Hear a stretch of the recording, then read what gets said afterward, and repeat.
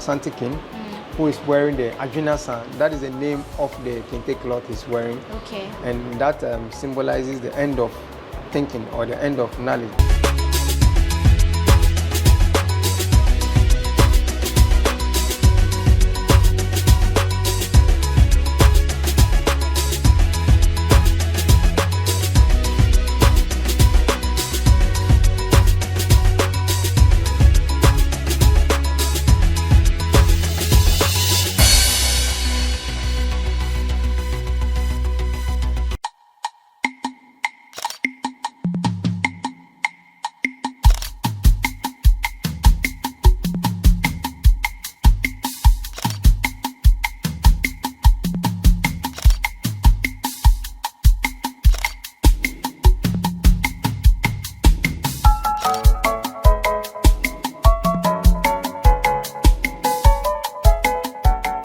This is just a glimpse of everything you get to experience in that beautiful edifice that has served Ghana for over 50 years. In 2015, the National Museum was closed for major renovations and was reopened just last month in June 2022. I'm going to tell you and show you why a visit to this place is a must. Welcome to another season of People and Places here on Ghanaweb TV. We took a little break after the first season, but now we are back. And trust me, this season will be full of surprises and fun. I'm so happy I can do this with you. My name is Wonder Ami Hagan. See you after the break.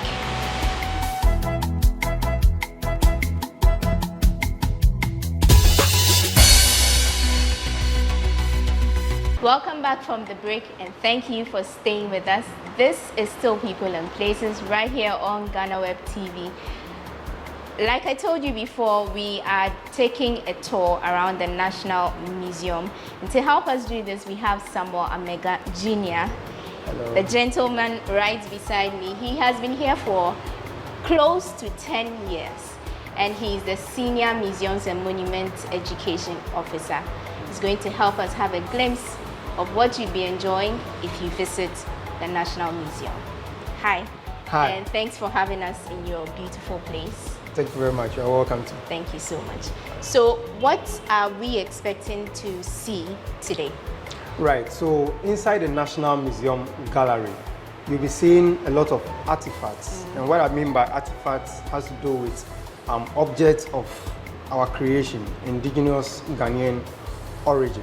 And so you have objects that speaks to our history, objects that speaks to our culture, object that speaks to our traditions, an object that inspires us for the future. And these objects cut across all the geographical areas across the country.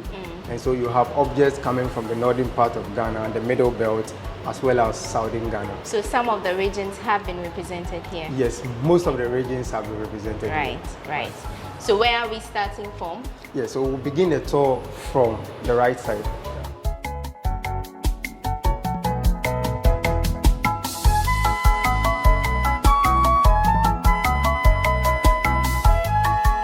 To begin the tour, actually, we have here this section on beginnings.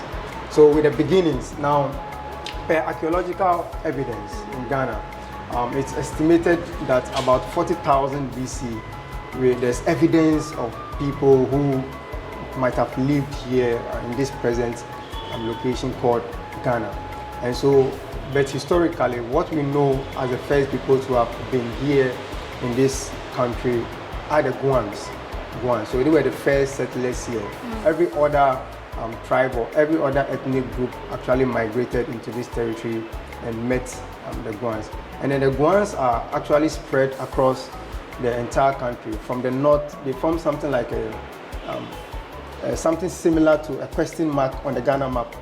So it's from the north all the way through the Bota North, through the eastern region, and then it comes into the southern part of Ghana, that is the coastal area. So the Guans are scattered all over the country. Right. So these are like stones that represent the first The first Ghanaians. and how they use them and for what purposes that they use them. So we have a period coming from the late Stone Age period into the Middle Stone Age period, as well as the early Stone Age period.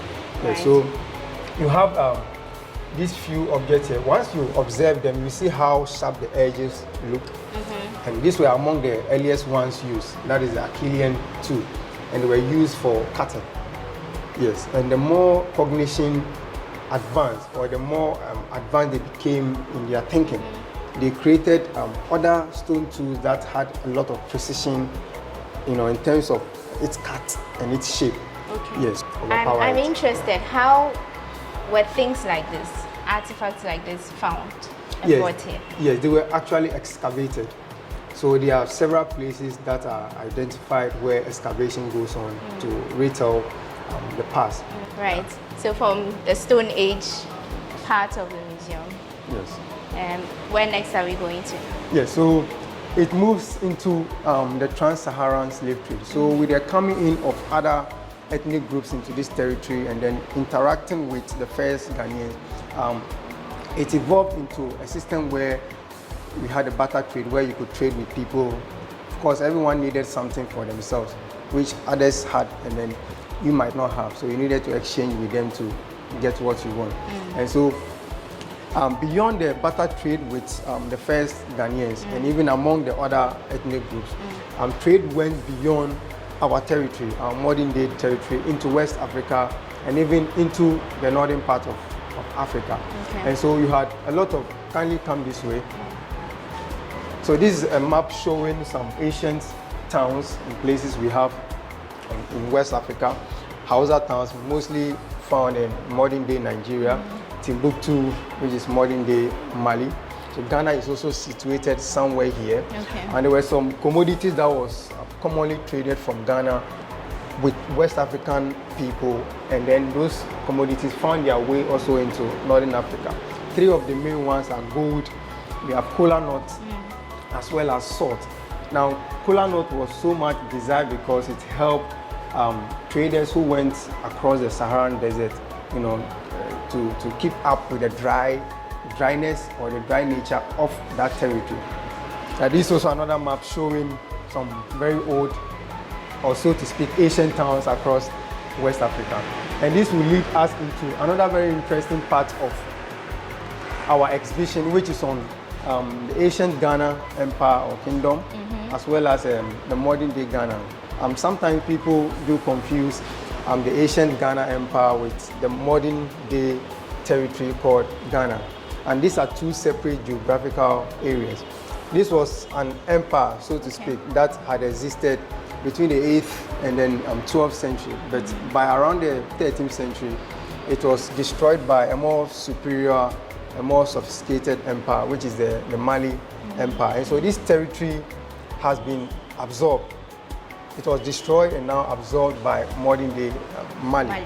But Ghana here today, or the name Ghana, was actually declared on this nation after independence, when we gained independence from our colonial masters in 1957. Okay. So our historians or our nationalists only adopted the name from the ancient Ghana Empire. And then but the name they are was, not one and the same place. They are not one and the same. These are two separate places. Yeah, okay. Two separate territories. Right. So next we move to... Yeah, so we move to an excavation from a place called Yipambongo.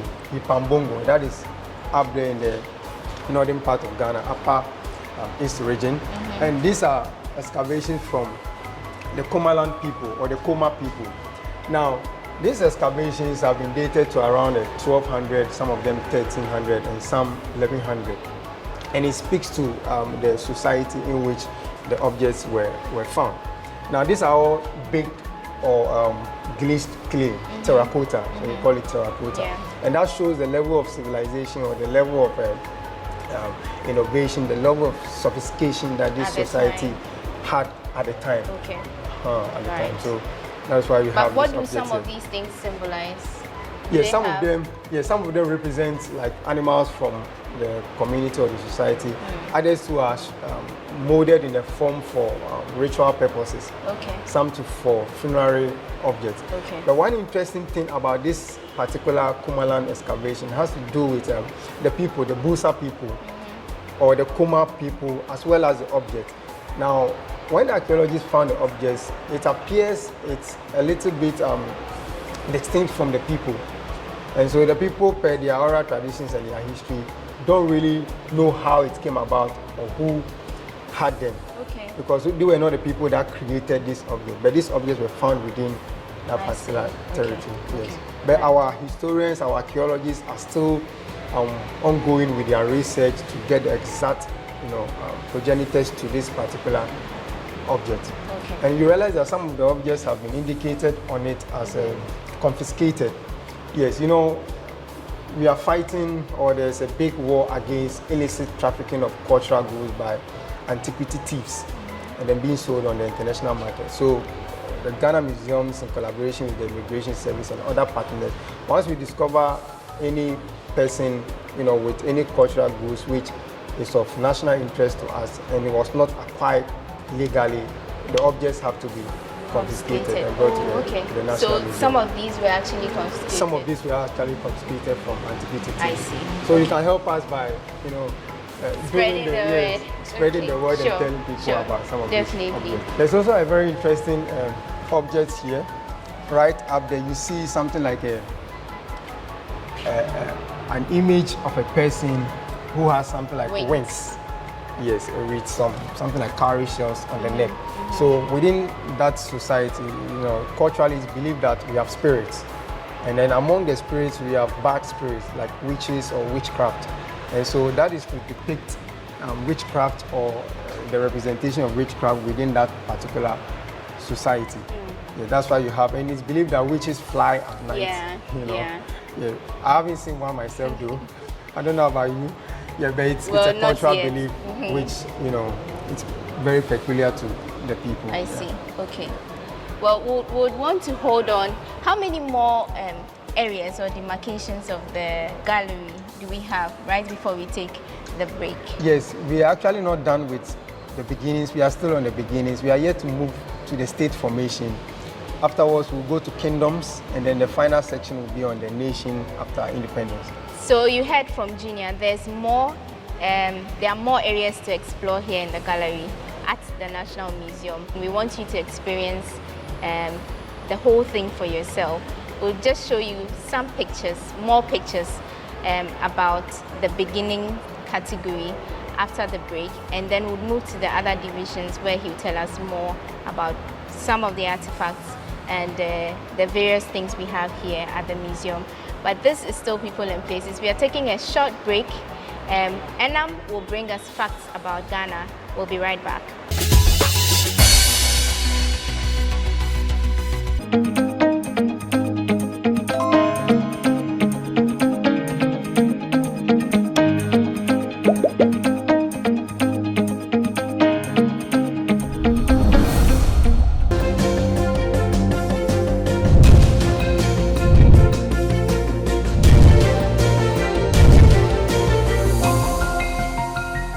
And now, let's learn something interesting about Ghana. Ghana was initially called Gold Coast due to the rich alluvial minerals and large supplies of and markets for gold that existed there. That's all for this week on Facts About Ghana. Until next time, let's get back and learn more with Wonder and her guests.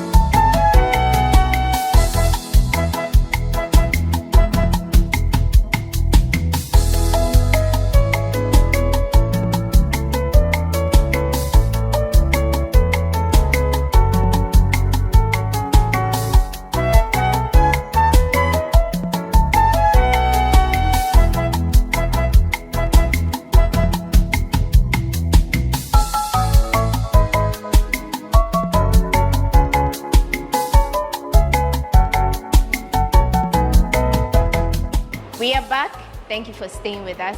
Now, those were a few photos you saw from some of the things we have at the beginning section.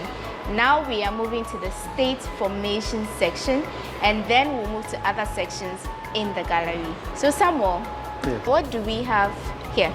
Yeah, so in the states section, we'll be seeing some objects such as the wall dress. We'll be seeing traditional architecture. We'll also be seeing some farm tools or implements that were locally manufactured or produced here. Aside that too, we have a video that talks about iron working or iron production here in Ghana.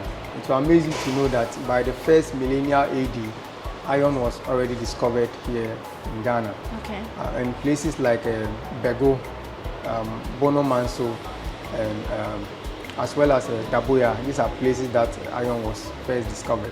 And with the production of iron into implements and tools like the hoe, the spear, the sickles, and other implements, it aided in agriculture.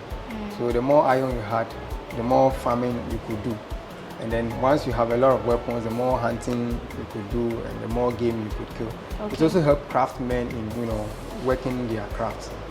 So can you now take us through the various, you mentioned the iron tools, right? Yes, yes. These are some of them. These are a few of the iron tools that we have. Hoes, for clearing or digging. We have the sickles. It can help you in even harvesting cocoa or even cutting grass. Yeah. Now you realize that some of them have elaborate forms. Now the bigger and the heavier ones, you usually find them from the northern part of Ghana because the land is usually very dry and hard. Okay. And so you need heavier tools to work the land. And then you have the smaller ones which are very common and mostly used here in Saudi. How old, an estimated year, would you say some of these artifacts are? For these particular ones, I cannot really give you the specific date, but this should be coming from the 20th century period. Okay. Yes. Quite old then. Yeah. All right. Yeah. And then we have? Here we have the traditional architecture. Yes, and this is very common in the northern parts of the country. Yes, where you have it looks buildings. like a typical home setting. Exactly. In the north. Exactly. This is for one big family. So you have a man, and traditionally the men could marry or have many wives. And then with a lot of children. The more children you have, the more farms you could work in. And that's the farm, I suppose. No, this is a animal quarters, a space for animals. And this is the home itself, the living quarter where the family stays together. Okay. And then the women have their rooms. The head of the family also has his room. Okay. Everybody has an activity to do within the house. And usually it's the women that do the coloring and then the painting of the building, and then the men do the setup in the building itself. Yeah. I now understand when you say almost every region is represented, because we've seen a few items from one or two places. This is the wardrobe. Yeah, this is the wardrobe. Okay. This is the wardrobe. Now, in time past when, we are still on state formation by the way, so in time past where people produced iron and then they had iron tools like the spear, the bow and arrow, as well as the spear, it led to conquest of other smaller areas. And so warriors that fought, to defend communities had to protect themselves from shots, arrowheads, and spears. And so they had a war dress, which is laden with charms. Okay. Yeah, so the leather pieces you see on it are laden with charms to protect the warrior, so to speak. And so it's believed that it's actually, I've not tried one though. Okay. Yes, but it's believed this was very potent, it was very effective, and protected arrows, people it protected the warriors from attack. being hit. Yeah. Okay.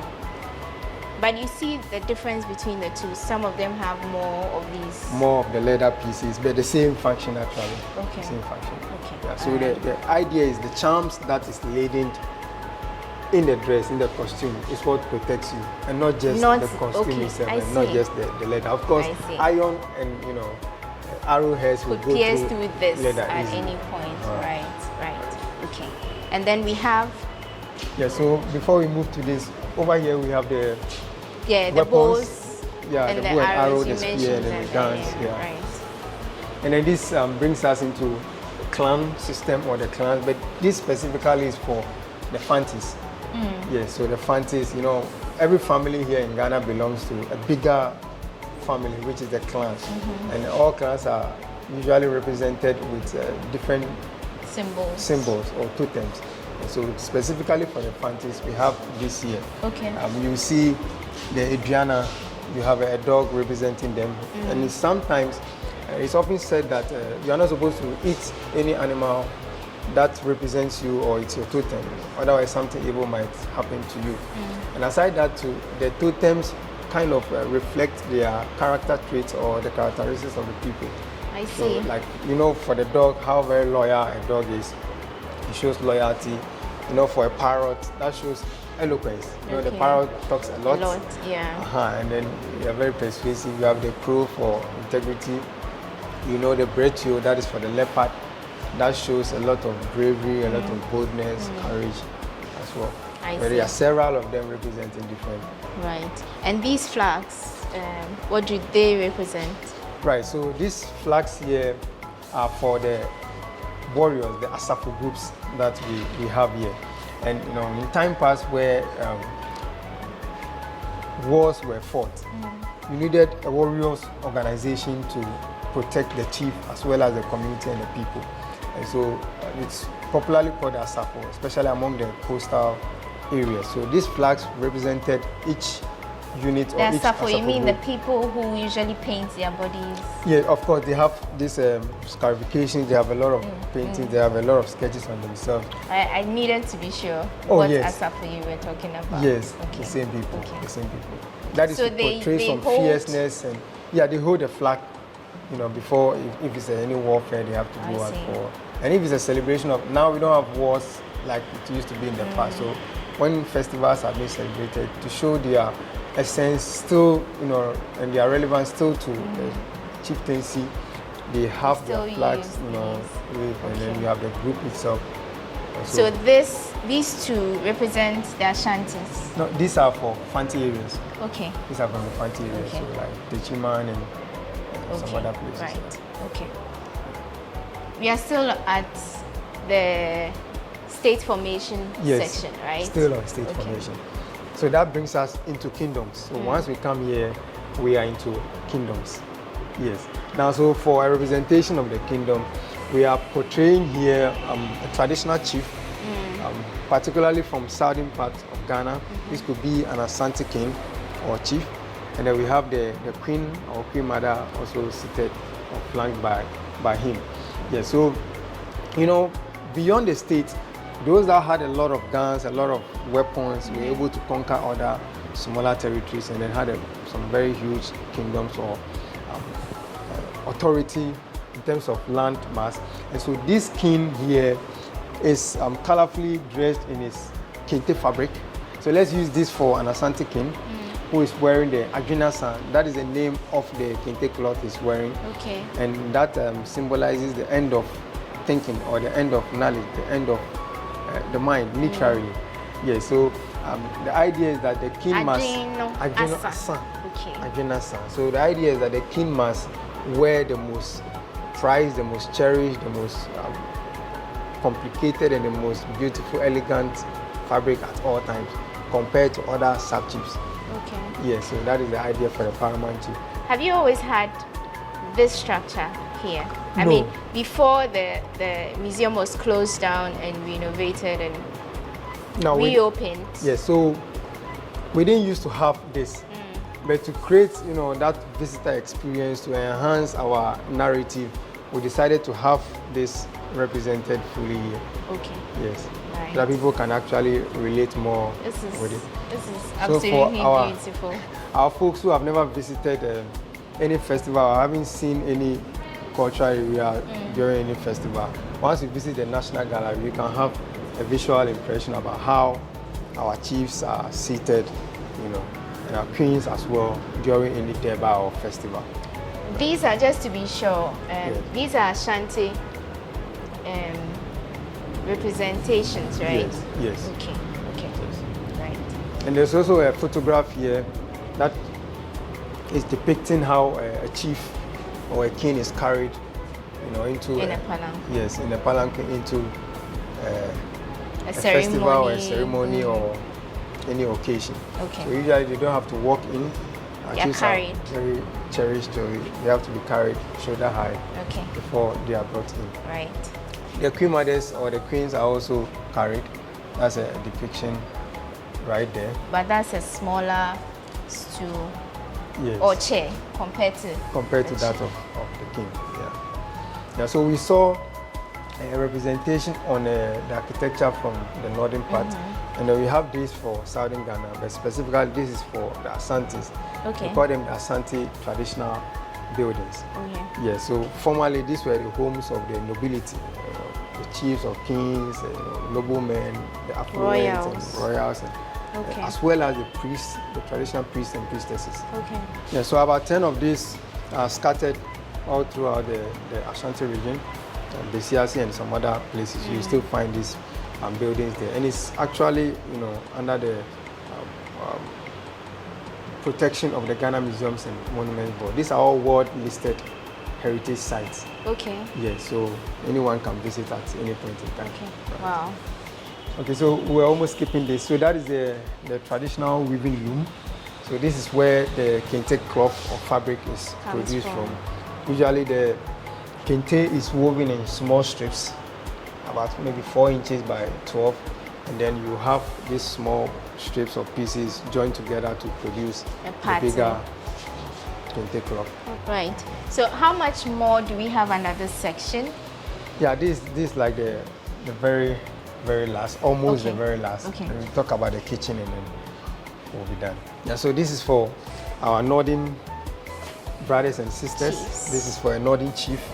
Yes, fully dressed, in his batakari or fugu, the smoke, with his royal hat also adorned. Yes. Now it's interesting how a chief is the one that has the fugu hat standing upright. Yeah. That shows he has the most authority. He's the overlord of the land. Okay. But other people too can wear the fugu hat, but you should not be They would have competing with to it. You have to turn it turn it to other different places. angles and other places just I to see.